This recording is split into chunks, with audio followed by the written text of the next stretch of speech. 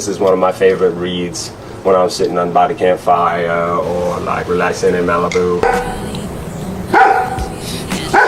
I'm gonna go kill that dog. What if Hollywood's most perfect marriage wasn't perfect at all? What if silence, not scandal, was the most dangerous secret of all? And what if one final interview revealed a truth so devastating, it changed everything forever? For decades, the marriage of Rob Reiner and Michelle Singer appeared untouchable, a golden symbol of Hollywood stability in an industry built on chaos. Red carpets, charity galas, award ceremonies, smiling photographs frozen in time. To the public, they weren't just successful, they were safe. A love story that felt immune to breakdowns, immune to scandal, immune to the kind of implosions that swallowed so many others. But behind that polished image, according to this dramatized account, something far darker was unfolding quietly, invisibly, year after year. Because silence, when stretched too long, doesn't protect, it corrodes. And in what would later be framed as his final on-camera reflection in this fictionalized narrative, Rob Reiner didn't arrive to celebrate a legacy. He arrived to unburden a soul. His voice, worn and deliberate, carried the weight of decades spent choosing endurance over confrontation.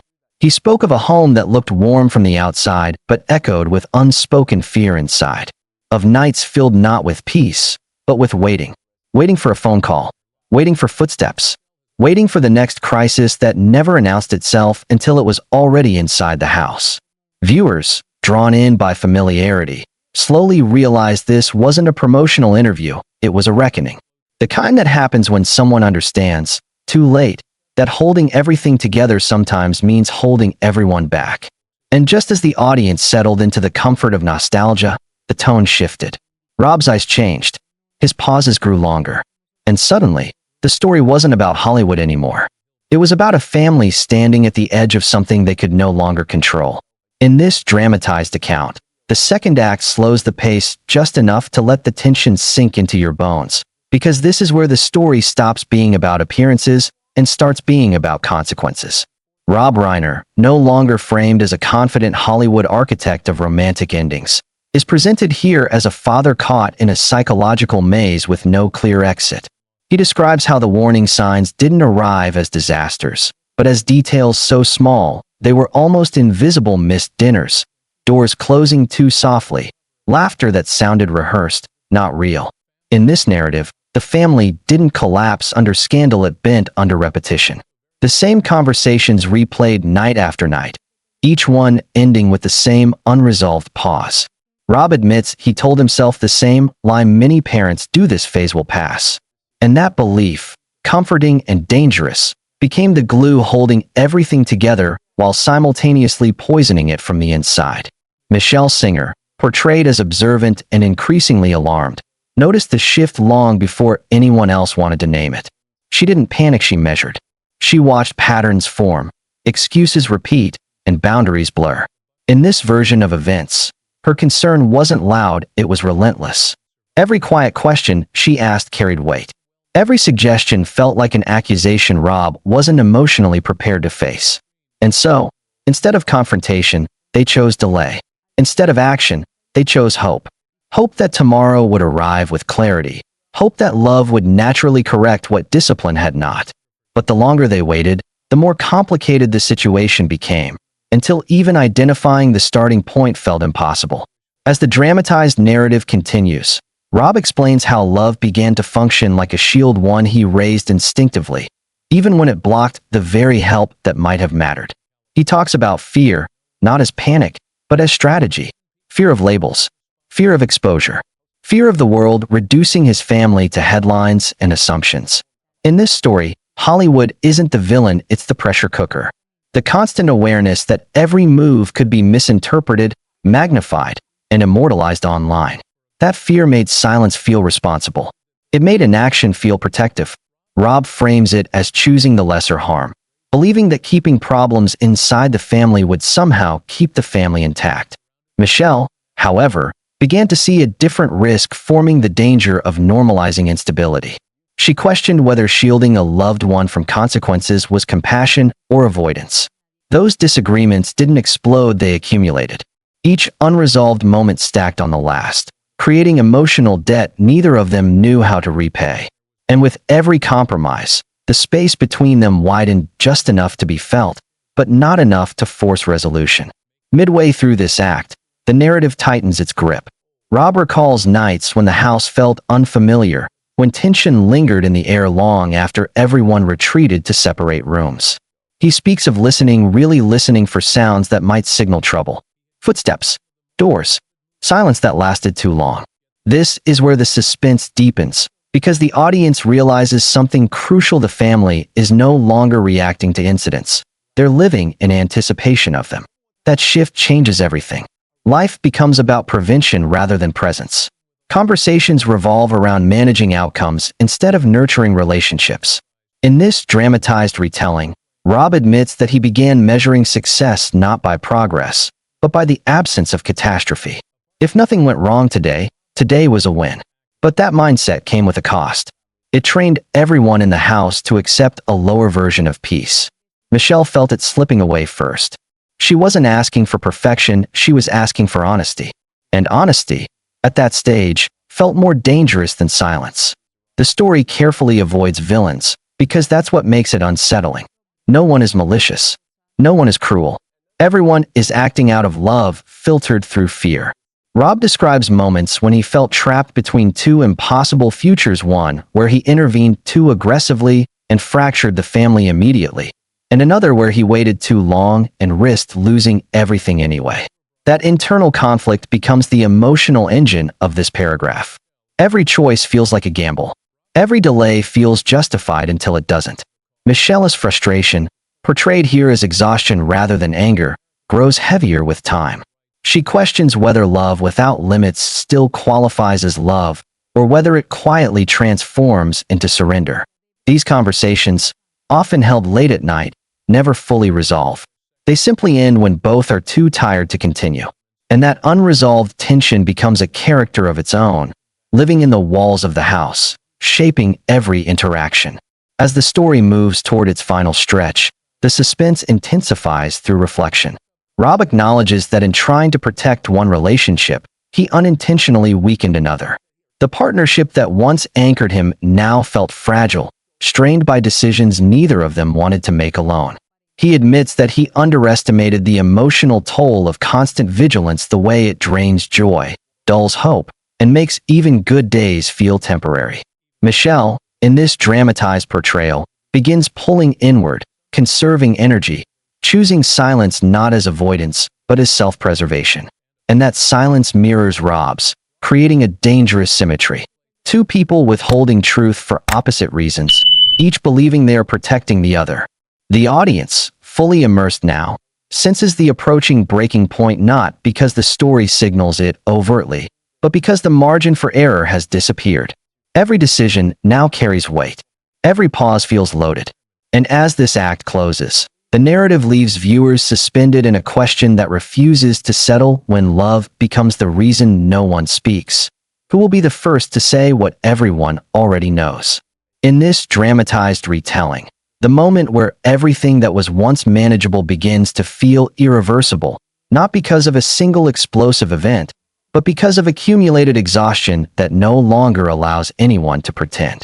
Rob Reiner, now portrayed as emotionally cornered rather than conflicted, speaks about the slow unraveling of the family dynamic with a clarity that only comes after years of denial have finally worn thin. He describes how the house, once a refuge from the outside world, gradually transformed into a place governed by tension and vigilance.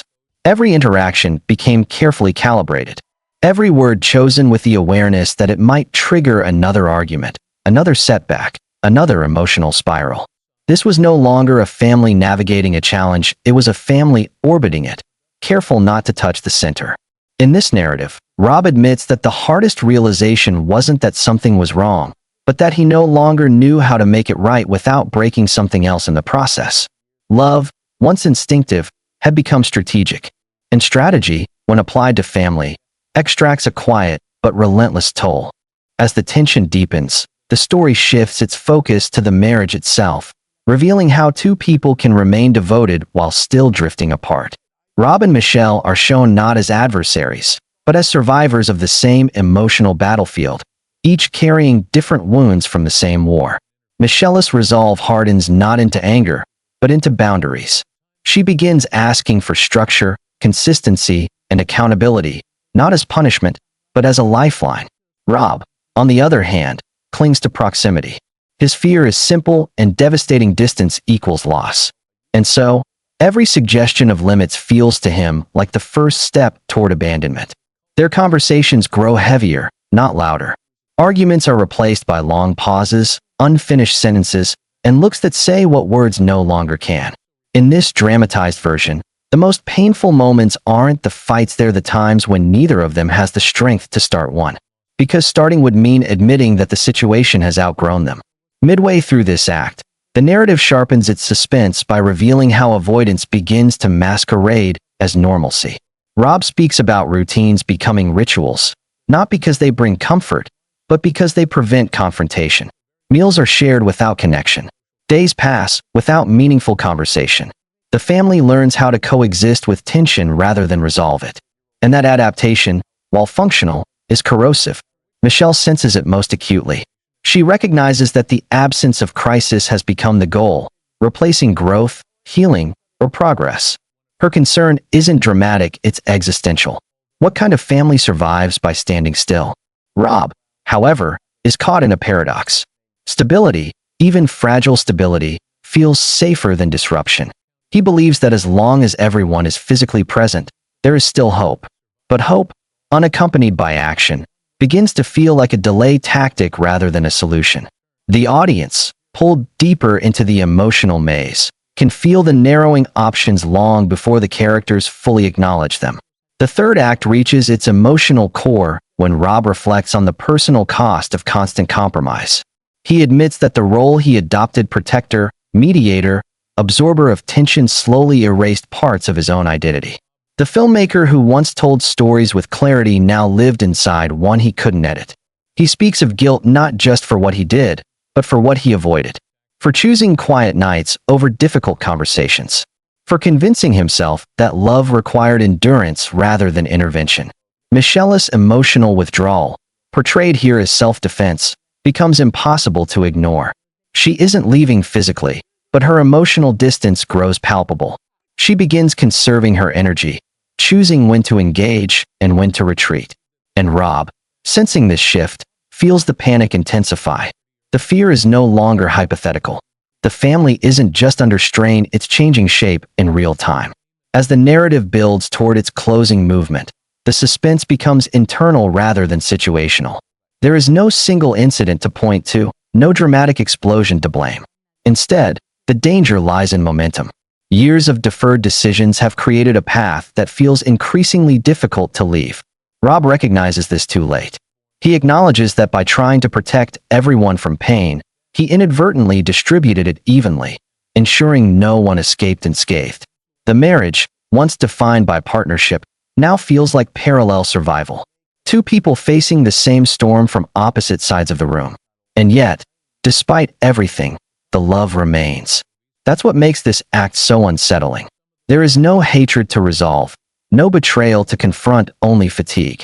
Deep, soul-level fatigue that blurs judgment and clouds courage.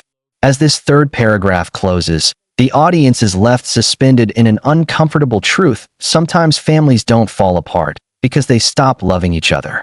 They fall apart because love, stretched beyond its limits, can no longer carry the weight placed upon it. In the final movement of this fictionalized account, the story reframes everything that came before. The interview, once perceived as reflective, becomes prophetic. Words once dismissed as vulnerability now feel like warnings left behind. Rob's expression, tired, honest, unguarded, lingers long after the screen fades. The narrative doesn't end with shock for shock's sake, but with a chilling realization: the most devastating outcomes are rarely sudden. They are assembled quietly, choice by choice, silence by silence. This dramatized story doesn't accuse, it asks. It doesn't sensationalize, it confronts. And that's why it resonates. Because beneath the Hollywood lights, beneath the wealth and influence, it tells a universal truth: love alone is not always enough. Without accountability, without boundaries, Without intervention, even the strongest bonds can bend until they break. And when they do, the fallout doesn't just belong to one family, it becomes a mirror held up to everyone watching. This story, told as a dramatized Hollywood exposé, isn't about fame. It's about fear. It's about the moments we stay quiet because speaking feels too dangerous. It's about the line between protecting someone and losing them. And the question that lingers long after the screen goes dark is this: if love demands sacrifice, how much is too much? If silence feels safer than truth, who does it really protect? And if help is delayed long enough, does it stop being help at all? If this story made you think, reflect, or recognize something familiar, share your thoughts below, because conversations like this matter more than ever.